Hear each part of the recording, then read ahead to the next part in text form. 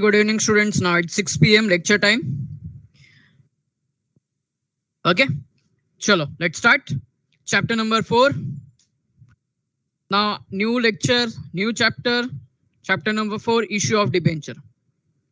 But before starting with chapter number 4, थोड़ा सा मैं तुम्हारे पास से कुछ मेरे को आंसर चाहिए. मैं क्वेश्चन पूछेगा, उसका तुम लोग को आंसर देने का.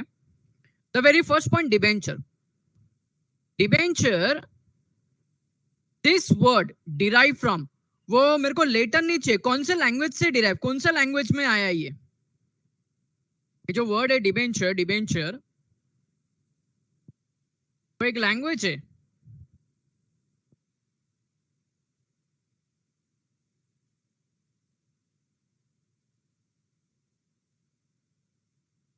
डिबेंचर, डिबेंचर कोई एक जैसा फ्रेंच हो गया, ग्रीक हो गया, लैटिन हो गया, English word, whatever whatever.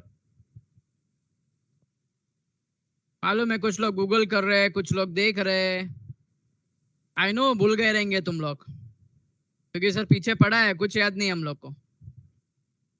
Aryan ने बोला ग्रीक, श्रद्धा ने बोला लैटिन. सर आप सिलेक्ट कर लो. फिलिशा आई सपोर्ट करने को Latin. Okay, Latin. Very good. So debenture, this word is derived from Latin. Latin word. अच्छा, Latin से derive हुआ, Latin word से. वो word का नाम क्या है? वो word है ना, word. वो word क्या है? स्पेलिंग चेक कर लेना बराबर. डिबेर. आई थिंक सो लास्ट में ई भी आता है. डबल ई नहीं, सिंगल ई. ओके, डिबे. उसका मतलब क्या होता है? डिबेर का मतलब क्या होता है? Oh, okay, to owe something. Simple meaning है to owe something. Yes, to owe something. Okay, चलो ठीक है. सबसे पहला debenture, it is internal source of finance और external source of finance? Internal और एक्सटर्नल. Okay, very good. देखो chapter number 2 से हम लोग ने पढ़ा है ये. डोंट वरी, जो आंसर नहीं देगा बैंग देता है. वाह, वेरी गुड जमीन. वाट लगाने में एक नंबर है तू. बैंग देता है. ओके, चलो. Debenture, debenture external source of finance है. लॉन्ग टर्म या शॉर्ट टर्म? लॉन्ग टर्म या शॉर्ट टर्म? आर्य ने बोला short term. Short term. Anuj ने बोला long term. Medium term, short term, short term. अच्छा, शॉर्ट टर्म का डेफिनेशन मेरे को बताएंगे तुम लोग? शॉर्ट टर्म का डेफिनेशन क्या होता है?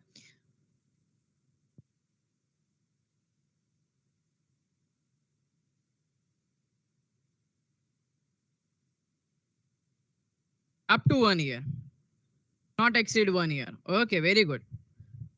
अरे गधो, डिबेंचर 1 साल के लिए इशू होता है. It is minimum for 5 years and maximum for 10 years. Minimum for 5 years, maximum for 10 years. तो कौन सा हो गया ये? लॉन्ग एंड मीडियम टर्म हो गया. पार्ट लगाया तुम लोग ने, as expected.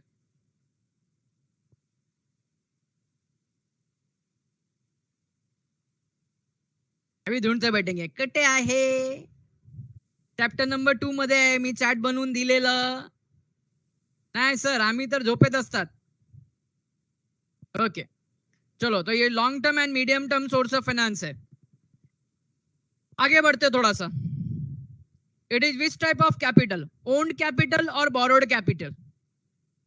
Which type of capital? Owned capital या बोरोड कैपिटल? सबका आंसर आना चाहिए. तुम लोग आंसर नहीं दे रहे. ओन्ड कैपिटल और बोरोड कैपिटल? चलो, very good. It is a borrowed capital. It is a borrowed capital. फिर थोड़ा सा आगे आते हैं.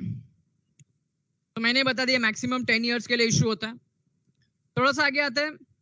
डिबेंचर होल्डर्स आर क्रेडिटर और owner of a company?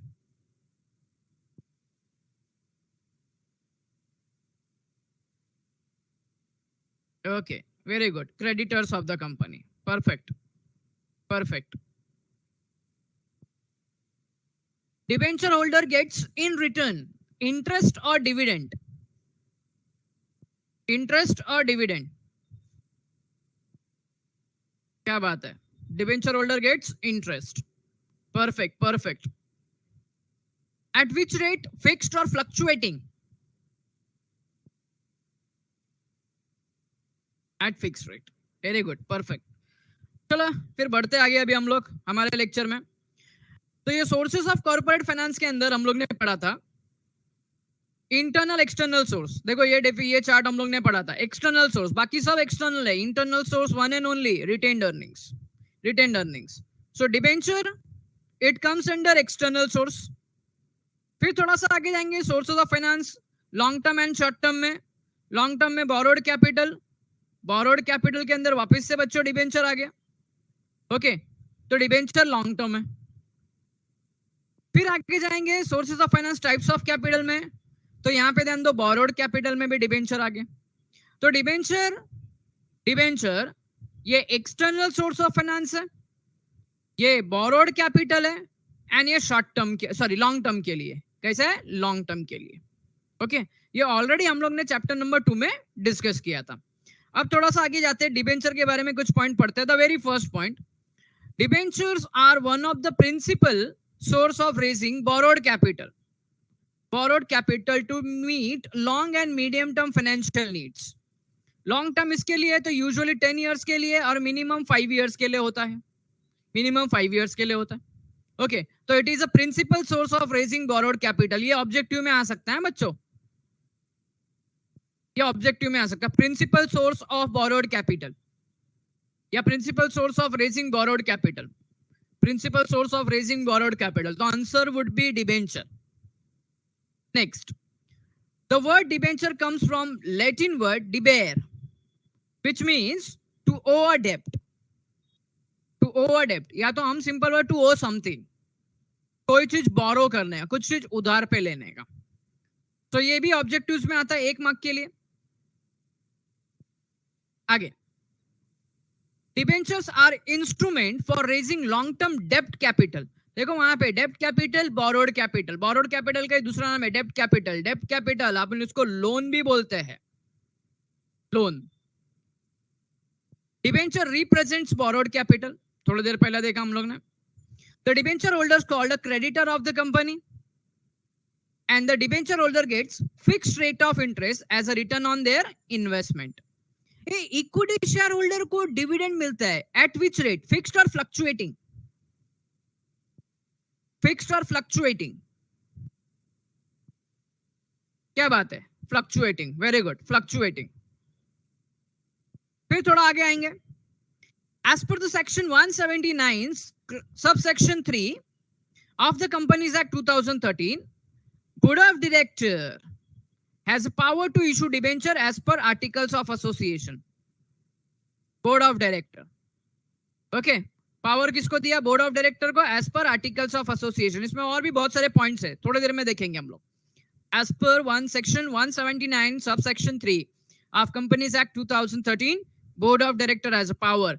Issue of shares में भी देखा था, इश्यू ऑफ शेयर्स में भी बोर्ड ऑफ डायरेक्टर के पास पावर है. क्या? शेयर्स इश्यू करने के लिए. board can use their borrowing powers up to the limit permitted by articles of association. देखो वो एक हमारे हिंदी में कहावत है, घर बसाने की लुटेरे पहले पहुंच गए. तो वेदांत के ऊपर ही एप्लीकेबल होता. चैप्टर शुरू नहीं हुआ, ओमिट का पहले पूछने लगे. बेटा सब्र करो जरा, ओमिट में इतना खुश हो रहे हो तुम लोग. जो चीज ओमिट की है ना, सब चीज तुम्हारे लिए इंपॉर्टेंट है आगे जाके. लेकिन अब करे तो करे क्या? यू ऑल लाइक तो जितना ओमिट है हमको बताओ. लेकिन बेटा नॉलेज वाइज देखो तो बहुत खतरनाक चीज ओमिट की है तुम्हारे उसमें से. तो जब आएगा, जरूरत आएगा, तब बता दूंगा क्या क्या ओमिट की है. ओके, सो अभी रुक जाओ जरा.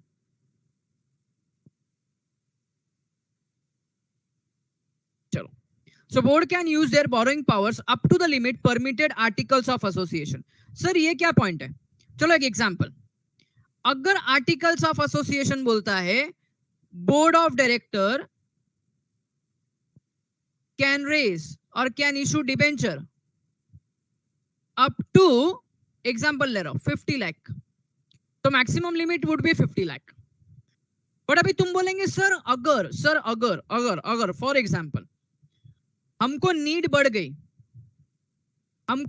गई 50 लाख से हमको अभी 1 करोड़ रुपीस का चाहिए, तो क्या कंपनी इशू कर सकता है? यस, कंपनी इशू कर सकती है, बोर्ड ऑफ डायरेक्टर कर सकते हैं, बट उसके लिए एक कंडीशन है.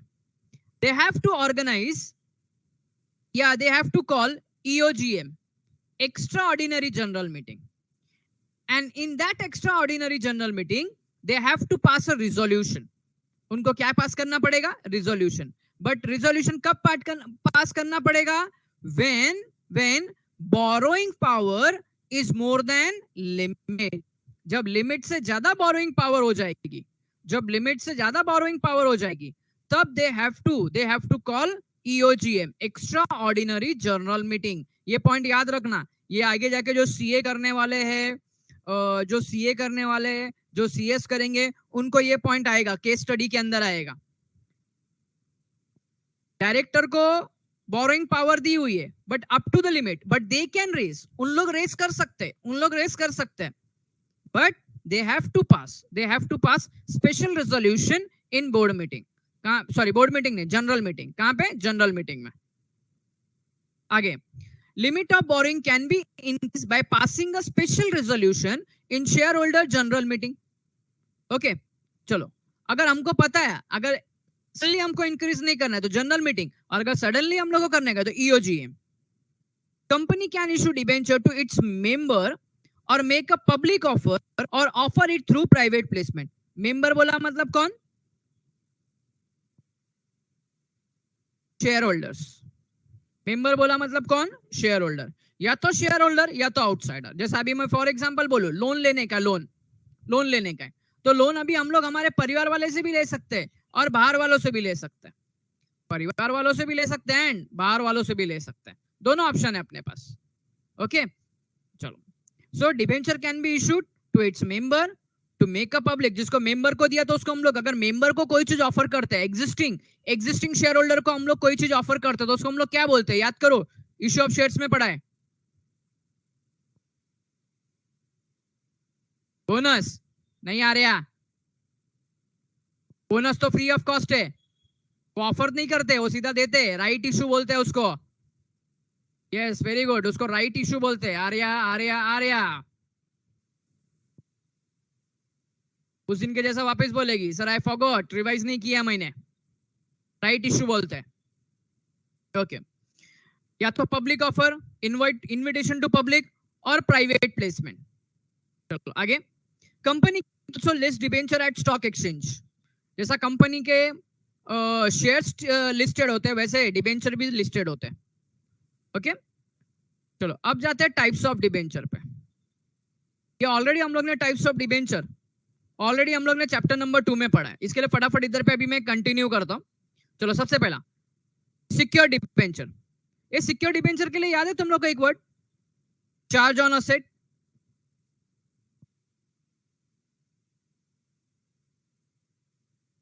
Debentures are secured through charge on asset. There are 2 types of charges. 2 type के चार्जेस थे, याद करो.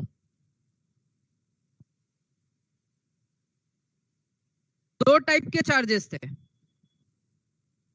Okay, very good. अनुज ने एक ही लाइन में बोल दिया, सर एक तो फिक्स था और एक फ्लोटिंग था. एक फिक्स था, एक फ्लोटिंग था, बराबर है. अच्छा, कोई मेरे को बताएगा, फ्लोटिंग चार्ज बोला मतलब ऑन पर्टिकुलर असेट और ऑल असेट? पर्टिकुलर असेट और ऑल असेट.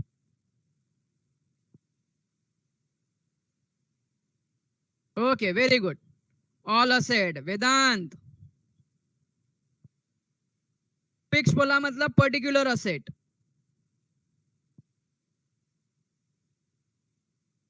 फिक्स बोला मतलब पर्टिकुलर. हाँ, पे नहीं. चलो, secure debenture charge on asset. Unsecure debenture no charge on asset. Text book के अंदर, ओल्ड टेक्स्ट बुक के अंदर अनसिक्योर डिबेंचर प्रोहिबिट बताया है. ध्यान से सुन लेना. ओल्ड टेक्स्ट बुक में अनसिक्योर्ड डिबेंचर प्रोहिबिट बताया, but now as per companies act 2013 company can issue unsecured debenture, company can also issue unsecured debenture. एक पॉइंट नोट कर लेना, ये एक पॉइंट नोट कर लेना. ओल्ड टेक्स्ट बुक में अनसिक्योर्ड डिबेंचर प्रोहिबिट है, बट न्यू टेक्स्ट बुक में बताया है as per companies act 2013 unsecured debentures can be issued by the company, bye the company. ठीक है, तो सिक्योर्ड मतलब चार्ज ऑन असेट, अनसिक्योर्ड मतलब no charge on asset. On the basis of transfer registered debenture, bearer debenture. देखो registered debenture है, अगर किसी को ट्रांसफर करने का है तो उसके लिए इंस्ट्रूमेंट ऑफ ट्रांसफर, अगर याद होगा तो हम लोग ने लास्ट लेक्चर में पढ़ा था ट्रांसफर ऑफ शेयर्स में इंस्ट्रूमेंट ऑफ ट्रांसफर. तो सिमिलरली इंस्ट्रूमेंट ऑफ ट्रांसफर यहां भी फिल करना पड़ेगा, ट्रांसफरर एंड ट्रांसफरी का नाम. बट अगर बेयरर डिबेंचर है, बेयरर डिबेंचर में देखो रजिस्टर्ड डिबेंचर में क्या होता है, डिबेंचर होल्डर का नाम कहां पे, डिबेंचर होल्डर रजिस्टर में होता है. कहां पे, डिबेंचर होल्डर रजिस्टर में. बट बेयरर डिबेंचर में ऐसा नहीं है. बेयरर डिबेंचर में डिबेंचर होल्डर का नाम रजिस्टर में नहीं होता है. It can be transfer only by delivery, mere by delivery.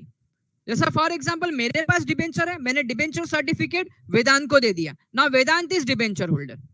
वेदांत ने दीप को दे दिया, now Deep is debenture holder. Okay, तो इस तरीके से बेयरर डिबेंचर होता है. Yes, very good. जिसके पास सर्टिफिकेट है वो होल्डर. Very good. अब आता है on the basis of repayment, redeemable, irredeemable. Redeemable का मीनिंग होता है रीपेमेंट, रिडीमेबल का मीनिंग होता है repayment. That means the amount of debenture must be repaid within given period of time, within given period of time. जो भी time share debenture certificate में mention होगा, कंपनी को कंपलसरी वो टाइम के अंदर डिबेंचर का रीपेमेंट करना होगा. इफ यू रिमेंबर डिबेंचर्स का मैक्सिमम पीरियड कितना है, 10 इयर्स. मैक्सिमम कितना, 10 years, maximum 10 years. Shares preference shares का 20 इयर्स, बट डिबेंचर्स का 10 इयर्स. ओके, तो विद इन 10 इयर्स डिबेंचर को रीपेमेंट करना होगा. इररिडीमेबल डिबेंचर बोला मतलब क्या, तो payment at the time of, payment at the time of winding up, winding up और एनी कॉन्ट्रैक्ट इज ब्रीच. अगर कोई कंडीशन ब्रीच हो गया तब पेमेंट होगा, अदरवाइज वाइंडिंग अप है. फिर आता है on the basis of conversion. एक कन्वर्जन किस में, कोई बताएगा मुझे, on the basis of conversion, conversion किस में, कन्वर्जन किस में, बोलो रे फटाफट. सब एक दूसरे का ना ये देख रहे, कौन आंसर देगा तो हम लोग आंसर देंगे. जागो रे जागो. साहिल डिमेलो, काय झालं आता तुला, 11वी मध्ये आन्सर द्यायचा, आता काय झालं. दोन वेगवेगळे पॉइंट आहे. पहला पॉइंट ये कि तेरे को समझ में नहीं आता है, दूसरा पॉइंट है कि तेरे को बोलने का नहीं है. तो into equity shares, into equity shares. Sahil D'Mello, are you there? Yes Bhumika, very good बच्चों, वेरी गुड. चलो, सो कन्वर्जन, कन्वर्जन बोला मतलब right to convert their shares into equity shares. तो sorry conversion, right to convert their debentures into equity shares. और जब ऐसा right कोई नहीं दिया है, that is called as non convertible debenture. मतलब throughout the life the holder become debenture holder. Okay, debenture holder. तो ये था अपना टाइप्स ऑफ डिबेंचर्स, ये ऑलरेडी चैप्टर नंबर 2 में कवर किया. Now which company can make a public issue. अभी हम लोग डिबेंचर की बात कर रहे हैं, अब हम लोग डिबेंचर की बात कर रहे हैं. कौन सी कंपनी डिबेंचर का पब्लिक इशू कर सकती है डिबेंचर के लिए. तो companies preferring issue debenture of raise fund, they can be repaid after a long period. A company can make public issue of debenture only if the company or its promoter or its director have not been prohibited from accessing the security market by SEBI. पढ़ाई के लिए मेहनत तो सब करते हैं, लेकिन smart study कौन करता है? प्री एग्जाम ऐप के साथ बनाइए अपनी तैयारी super smart. Pre exam app देता है वाइड रेंज के एग्जाम्स की तैयारी, जैसे JEE, NEET, CAT, CA foundation, CSEET, banking, railway, SSC, MBA entrance, SYJC, com, TYBCom और भी बहुत कुछ। Chapter wise tests and mock tests, detailed performance analysis, और अब तैयारी होगी एकदम परफेक्ट। कहीं भी कभी भी पढ़ाई करें। और एक विशाल क्वेश्चन बैंक आपकी तैयारी को बनाए आसान। इंस्टेंट इवैल्यूएशन से तुरंत जानिए अपनी परफॉर्मेंस और पाएं पर्सनलाइज्ड फीडबैक। तो अब देरी किस बात की? प्री एग्जाम ऐप डाउनलोड करें और अपने नाम से रजिस्टर्ड करें और एक विशाल क्वेश्चन बैंक बिल्कुल फ्री और अपनी सफलता की कहानी लिखें। लिंक डिस्क्रिप्शन में है। Pre exam app smart By तैयारी SEBI। का साथी। चलो सर, ये क्या पॉइंट है? मतलब सेबी ने क्या कर दिया? सेबी ने कंपनी के ऊपर रेस्ट्रिक्शन डाल दिया है, प्रोहिबिशन डाल दिया है। You can not allowed, you are not allowed public issue for debenture. कोई किया रहेगा, कांड किया रहेगा डायरेक्टर ने या कंपनी ने या उसके प्रमोटर ने, तो उसके लिए उनको सीधा बोल दिया कि भाई तुम लोग नहीं कर सकते, एक्सेस नहीं कर सकते, तुम डिबेंचर इशू नहीं कर सकते। ओके, चलो इधर नॉट बीन लिखा, ध्यान देना जरा इधर पे। Second, the company or its promoter or its director have not been declared as willful defaulter or has not defaulted any repaying any principal or interest or any debt security for a period of more than 6 months. more than 6 months डेप security बोला तो इसमें तुम्हारा bond भी आ जाता है, इसमें तुम्हारा पब्लिक डिपॉजिट भी आ जाता है,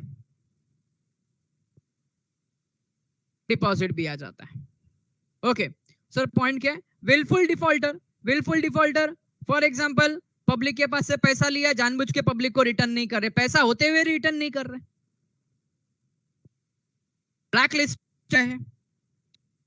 एंड उन्होंने जैसा for example if you remember public deposit का टेन्योर क्या होता है? मिनिमम पब्लिक डिपॉजिट मिनिमम कितने मंथ्स के लिए लेते हैं डिपॉजिट? मिनिमम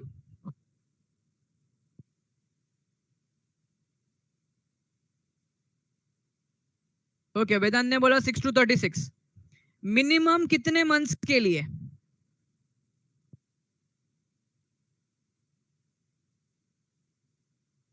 बाकी लोग जाग रहे? तुम लोग मिनिमम 6 months, मैक्सिमम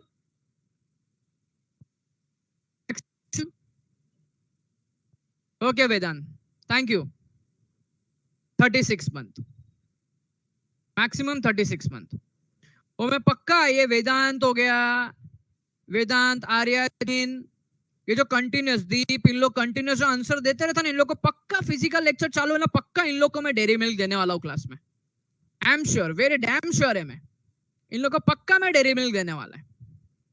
ये जो बीच बीच में आके खाली आंसर देके जाता है ना, तुम लोग को नहीं देगा मैं।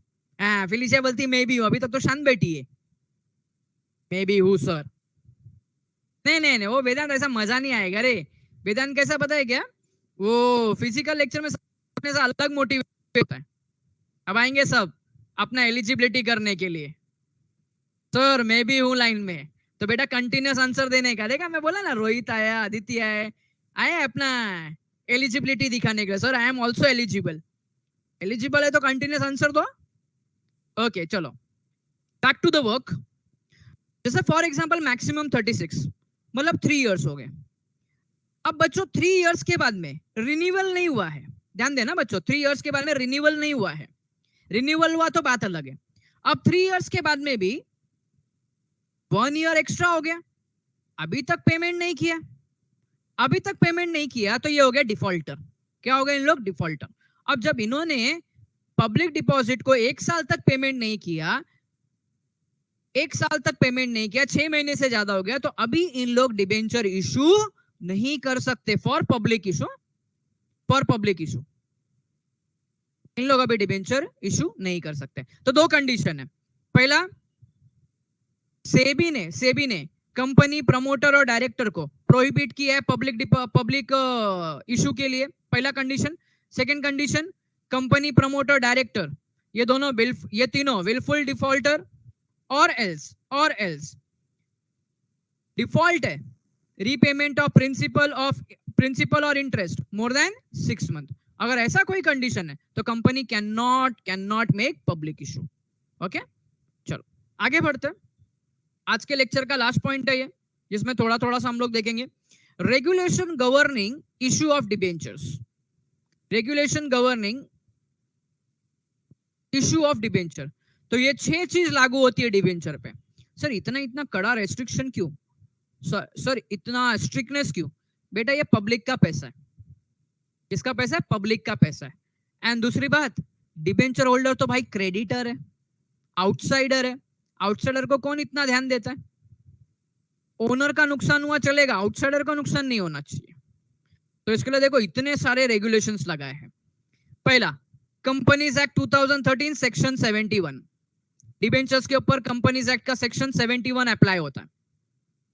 फिर company rules, rule number 18, share capital and debenture, ये कंपनी का रूल। अब आता है रेगुलेशंस। रेगुलेशंस देखो, जो बातें एक्ट में नहीं लिखी होती, ध्यान से सुनना बच्चों, जो बातें एक्ट में नहीं लिखी होती वो बातें, जो बातें एक्ट में नहीं लिखी होती वो बातें रूल्स में लिखी होती। जो बातें एक्ट में नहीं लिखी होती वो बातें रूल्स में लिखी होती है। जो बाकी के स्टैट्यूटरी अथॉरिटीज होते हैं उनके रेगुलेशंस होते हैं, उनके अपने नियम होते हैं, अपने कानून होते हैं। जैसे सेबी, सेबी एक डिफरेंट एंटिटी है, इसके खुद के कुछ रेगुलेशंस है, कुछ रूल्स है, उसको बोलेंगे रेगुलेशंस। ओके, तो सेबी के 3 अलग अलग रेगुलेशंस है, 2018, 2009, 2015। 2018 में क्या है? इशू एंड लिस्टिंग ऑफ डेब्ट security, issue of capital and disclosure requirement, जिसको शॉर्टकट में किधर किधर ये लिख क्या था पता है? ILDS, इसको लिखते ICDR, LODR, ये शॉर्टकट आएगा। ये प्राइवेट एंड ओन्ड आप नहीं बोल सकते, ये प्राइवेट भी नहीं है, गवर्नमेंट भी नहीं है, दोनों नहीं है, ये सेपरेट एंटिटी है। ये it is just like a private public organisation. चलो, तो इसको शॉर्टकट में लिखते हैं हम लोग। तो इतने 6। आरबीआई, अच्छा आरबीआई आ गया, आरबीआई आ गया, मतलब आरबीआई किसके ऊपर कानून लगाएगा? आरबीआई, आरबीआई का इंट्रोडक्शन हो गया, मतलब ये किसके लिए कानून बनाएगा या किसके लिए ये करेगा? वेरी गुड, बैंक्स के लिए। बैंक्स के लिए, मतलब अगर कोई बैंकिंग कंपनी है वो अगर डिबेंचर इशू करना चाहती है तो उसको आरबीआई का गाइडलाइंस फॉलो करना पड़ेगा। किसका? आरबीआई का गाइडलाइंस। चलो, तो इतने सारे रेगुलेशंस है। सर अभी इनका सबका काम क्या है? तो अभी एक एक करके देखते हैं। सबसे पहला कंपनीज एक्ट का सेक्शन 71। कंपनीज एक्ट का सेक्शन 71 चलो, contents provision for issue of debenture. ज्यादा कुछ नहीं सर, हमको पता है कंपनीज एक्ट है, मतलब इसका प्रोविजन फॉलो ही करना पड़ेगा। सेक्शन खाली याद रखना, section 71 71। Rule 18 of company share capital and debenture rule 2014, इसका काम क्या है? तो इसका भी काम है provision for issue of secure debenture. Secure debenture, तो भाई जो बातें एक्ट में नहीं लिखी होती वो बातें रूल्स में लिखी होती है, ये सप्लीमेंट है। चलो, अब इसके आगे बड़े बड़े लोग आएंगे। SEBI, issue and listing of डेब्ट सिक्योरिटी। देखो इधर पे स्पेसिफिक डेब्ट security loan, regulation 2008 covers provision for issue and listing of debenture which are not convertible. ये इंपॉर्टेंट है, which are not convertible. Issue and listing of debenture which are not convertible either into wholly, partly into equity shares. देखो sometimes क्या होता है पता है क्या? आपके सिलेबस में नहीं था, लास्ट ईयर के सिलेबस में था। जब डिबेंचर कन्वर्ट होता है ना, डिबेंचर होता है तो डिबेंचर होली कन्वर्टिबल होता है, पार्टली कन्वर्टिबल होता है एंड नॉन कन्वर्टिबल होता है। नॉन कन्वर्टिबल तो पता है कन्वर्ट होगा ही नहीं। होली कन्वर्टिबल में फॉर एग्जांपल 100 डिबेंचर है तो 100 के अंदर डिबेंचर किस में कन्वर्ट हो गए? शेयर्स में कन्वर्ट हो गए। पार्टली के अंदर अगर मेरे पास 100 डिबेंचर है, एग्जांपल तो 60 डिबेंचर इक्विटी को जाएगा एंड बाकी का 40 बचा वो एज इट इज डिबेंचर होगा विच इज नॉन कन्वर्टिबल. तो partly convertible, partly not convertible, तो उसको बोलते हैं पार्टली कन्वर्टिबल डिबेंचर. ओके चलो. तो होली बोला मतलब क्या, पूरा का पूरा नॉन कन्वर्टिबल है. पार्टली बोला मतलब सम पार्ट नॉन कन्वर्टिबल है, सम पार्ट कन्वर्टिबल है. तो ये किसका provision, issue and listing of डेब्ट सिक्योरिटी, किसका ये करता है, तो Holi and partly into equity shares. It is applicable if debenture are issued through public offer, private placement, and for listed debenture. Next, as per this provision, company has to follow disclosure requirement as applicable for public issue of equity share. So disclosure requirement क्या होता है, तो disclosure requirement अगर आपने पढ़ा है, अगर आपको याद है, कोई पॉइंट याद है, तो जैसा अगर मैं बोलूँ तो LIC लेने के लिए या इंश्योरेंस लेने के लिए उधर अटमोस्ट गुड फेथ होता है. अटमोस्ट गुड फेथ के अंदर क्या है, तो जो इंश्योरेंस ले रहा है और जो इंश्योरेंस कंपनी है, दोनों को सब चीज क्या करना चाहिए, दोनों को सब चीज क्या करना चाहिए, डिस्क्लोज करना चाहिए, सब चीज डिस्क्लोज करना चाहिए. तो सिमिलरली ये प्रोविजन क्या बोलता है, ये प्रोविजन क्या बोलता है कि अगर आप पब्लिक को कुछ इशू कर रहे हैं तो उसका डिस्क्लोजर कंपलसरी है, हर एक चीज डिस्क्लोजर कंपलसरी है. ओके चलो next. SEBI issues of capital of disclosure requirement regulation 2009.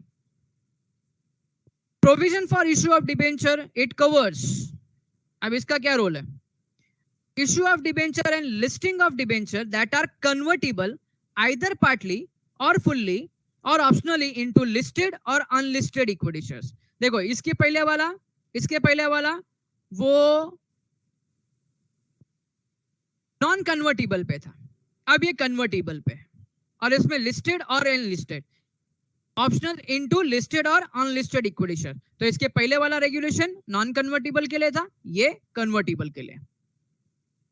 As per this provision a company has to follow the same disclosure norm as applicable to equity shares. तो equity share issue करने का time prospectus में जो चीज हम लोग disclose करते हैं, सेम डिस्क्लोजर यहाँ पे भी आना चाहिए. जैसा अभी एक एग्जांपल दो, डिस्क्लोजर का एक सबसे बड़ा एग्जांपल दो, सबसे बड़ा example credit rating.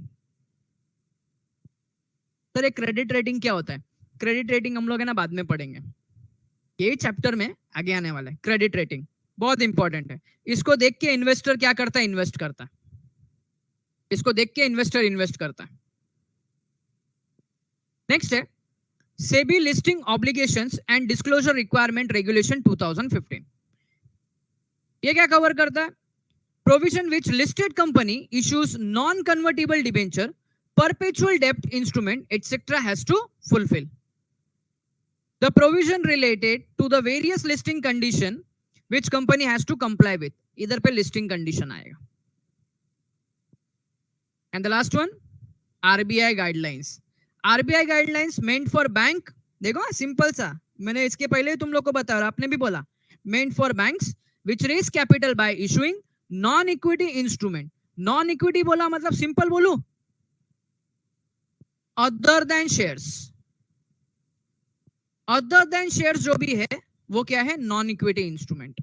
Other than shares जो भी है वो क्या है, नॉन इक्विटी इंस्ट्रूमेंट.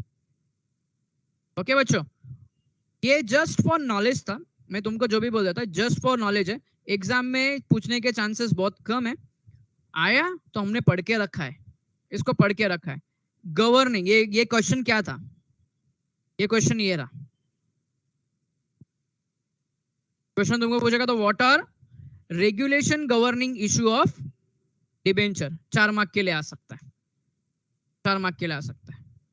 ओके अब आगे की जो लेक्चर्स है, आगे की जो चैप्टर्स है, सॉरी आगे के जो क्वेश्चंस है वो थोड़े इंपॉर्टेंट है. जैसे प्रोसीजर हो गया और बाकी के रूल्स एंड रेगुलेशन हो गए, बट वो मैं आज के लेक्चर में कवर नहीं करने वाला हूँ, वो हम लोग नेक्स्ट लेक्चर में पढ़ेंगे. तो देखो आज तुम लोग को मैं रफली 27 मिनट जल्दी छोड़ रहा हूं. इसका कहीं ना कहीं तो कंपेंसेशन में लेगा आगे जाके। तो आज मेरे को जितना पढ़ाने का था, जितना कवर करने का था, उतना मैंने कवर कर लिया। अब बाकी का इंपॉर्टेंट है वो हम लोग नेक्स्ट लेक्चर में पढ़ेंगे।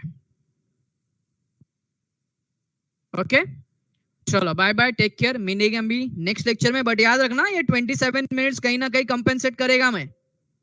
चलो बाय बाय। चलो बेटा, मोस्ट वेलकम, चलो बाय बाय बाय।